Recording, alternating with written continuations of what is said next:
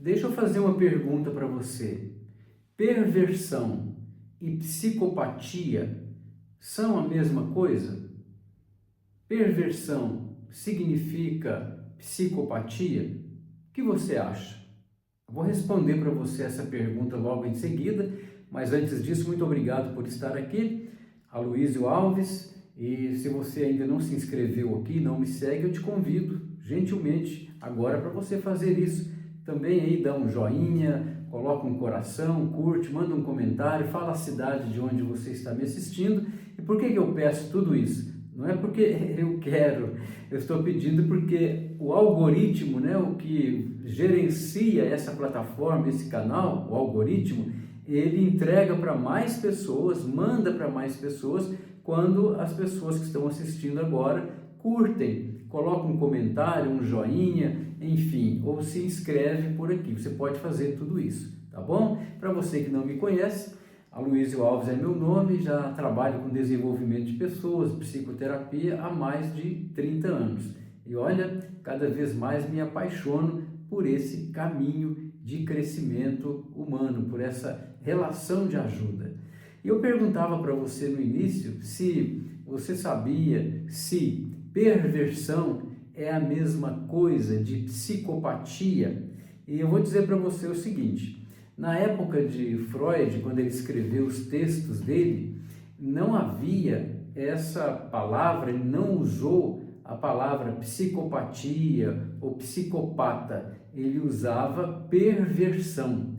Portanto, a resposta é a mesma coisa, é o mesmo significado. Perversão e psicopatia têm o mesmo significado. Embora, claro, se você olhar etimologicamente, você vai encontrar algumas nuances, mas não interessa aqui para esse vídeo.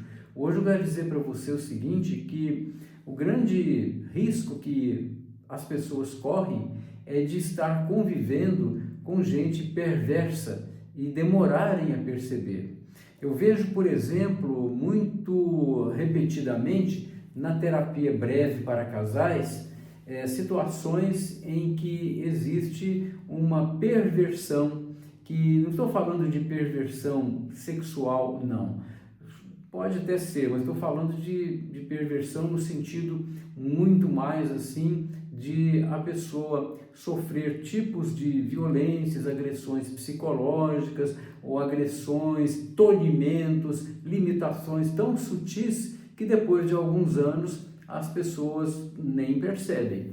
E nos casais heteroafetivos é muito comum que os homens façam esse tipo de, ou tenham esse tipo de comportamento, ou façam esse tipo de dominação, em razão de tudo que nós já sabemos, que hoje é muito divulgado e bastante discutido e que precisa ser mais discutido, que é essa atitude machista, dominadora do homem sobre a mulher. É claro que isso está mudando, mas ainda falta muito para mudar. Eu vejo, como eu disse, nas terapias de casal, faço a psicoterapia breve para atender os casais, surge com muita facilidade assim, comportamentos ou falas que revelam comportamentos de uma verdadeira perversão, por conta dessa maneira estranha, muitas vezes, de um dos cônjuges ser tratado.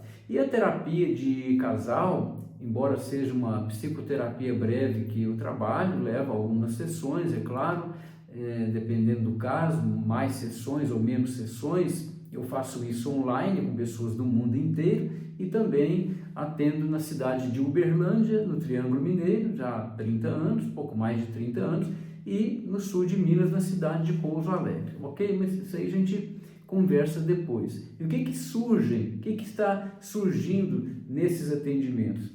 Uma constante constatação, quase que uma palavra repetida, uma constante constatação, ou seja, repetidamente tem surgido revelações que mostram realmente relacionamentos perversos. Então, esse tipo de relacionamento que hoje em dia se chama de tóxico, muitas vezes demora-se muito tempo para ser percebido. E repito, isso é mais, infelizmente, mais comum na relação entre o homem e a mulher, ou seja, existe muito mais perversão. Estou falando dentro do número de pessoas que eu já atendi, que estou atendendo, nesse universo meu aqui. Não estou dizendo que é o mundo inteiro, que é o Brasil inteiro, não, porque eu não pesquisei isso. Então, no universo, nas pessoas, casais que eu já atendi, tem sido notado por mim uma predominância desse péssimo hábito do homem querer se sobrepor à mulher. E é claro, isso acaba redundando em um tipo de psicopatia, essa perversão, que, como eu disse, é a mesma coisa. E é curioso porque alguns homens vão à terapia de casais praticamente convencidos e até, vamos dizer, forçados por suas companheiras, certo? Mas acontece que quando a pessoa, seja o homem ou mulher, vai a uma psicoterapia, uma terapia breve de casais, sem querer ir, o resultado não é bom. Por quê? Porque uma pessoa só não consegue alterar significativamente o casamento, a dinâmica do relacionamento de casal. É importante que os dois queiram. Então, muitas vezes eu já atendi casos assim que parecem ser até cômicos, porque a esposa agendava, né, o início da terapia de casais e meio que não esclarecia o marido que ele estava e ela estavam indo para uma terapia de casal. E em alguns episódios, em alguns casos, o marido descobria na hora. E muitas vezes ele ficava fulo, né, para não falar um palavrão, de raiva. E às vezes ficavam assim regredindo, agindo como crianças, se encolhendo na cadeira, de carinha feia, fazendo muxoxo, dando birra, ou de boca fechada, não queria falar nada na terapia de casal. E aí a gente tinha que fazer manobras assim bastante radicais para inserir a pessoa no processo de terapia, quando ele queria. E é interessante que eu nunca encontrei isso por parte das mulheres. Mesmo quando o marido agenda uma terapia de casal, as mulheres em geral são muito educadas, assim, elas têm uma participação, se interessam, né? Então, o que acontece? A maior dificuldade da gente perceber comportamento perverso e até de psicopata o mais difícil em relação às pessoas que estão mais próximas de nós. É interessante porque isso é algo que surpreende, porque as pessoas falam assim, mas quem vai ter um comportamento perverso comigo vai ser um inimigo, alguém que fica longe, um invejoso e tal, pode até acontecer também. Mas o mais difícil de ser percebido de perversão, de tratamento ou de, assim, totalmente fora da casinha, tratamento que eu digo assim, de tratar o outro, a outra, no relacionamento de casal. É muito interessante, nos ambientes familiares isso acontece. É claro, muito comum também entre mãe e filhos, e alguns filhos, não todos, às vezes do pai em relação aos filhos, mas o mais predominante, eu digo para você, é do homem em relação à mulher. Eu quero perguntar para você alguma coisa muito tranquila. Você já tinha se dado conta disso que eu falei aqui? Que é muito desafiador, muito complicado perceber o comportamento perverso, principalmente das pessoas que estão mais próximas da gente. O que você acha sobre isso? Queria conversar com você.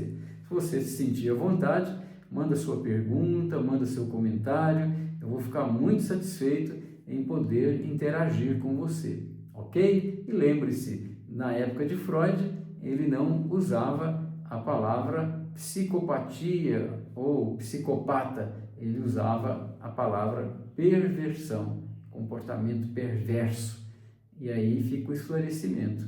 É sinônimo uma coisa da outra e hoje você aprendeu um pouco mais sobre isso e também recebeu um alerta para você ficar atento a essa questão de que muitas vezes o relacionamento tóxico, o comportamento de perversão, ele se dá, na maioria das vezes, e é mais difícil de ser percebido por pessoas que estão muito próximas umas das outras. E aí, o que você achou? Se você não se inscreveu, não me segue, faça isso agora. E como eu te pedi, se você achou legal, achou útil essa conversa aqui, precisa mandar esse alerta para alguém, já compartilha nos seus grupos de WhatsApp, com suas amigas, com seus amigos, seus familiares, para que essa mensagem chegue a mais pessoas. Muito obrigado por estar aqui, abraço do Aloysio Alves e até a próxima novidade.